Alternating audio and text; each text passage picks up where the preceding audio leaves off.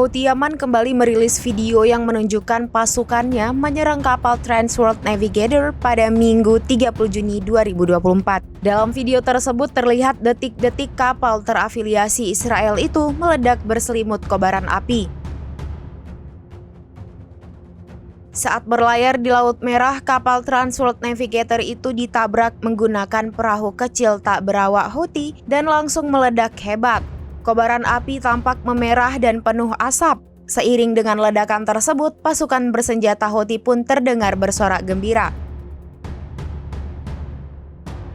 Dalam video tersebut, Houthi pun memamerkan kapal perusak yang dipiloti Tufan. Kapal canggih itu mampu bermanuver dengan sangat cepat meski tanpa pemandu. Selain itu, kelompok Houthi Yaman mengklaim sukses menyerang 4 kapal yang berafiliasi dengan Israel.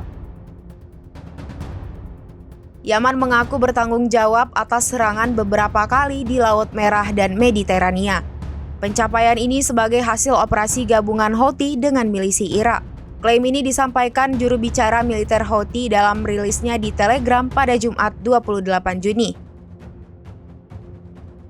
Yahya Saree mengatakan Houthi meluncurkan rudal balistik ke Delonix, sebuah kapal tanker minyak milik Amerika Serikat. Serangan tersebut dikatakan tepat sasaran dan mengenai target langsung. Pemantau operasi perdagangan maritim Inggris membenarkan kapal Delonix menjadi sasaran dari 278 km barat laut pelabuhan Hodeidah, Yaman.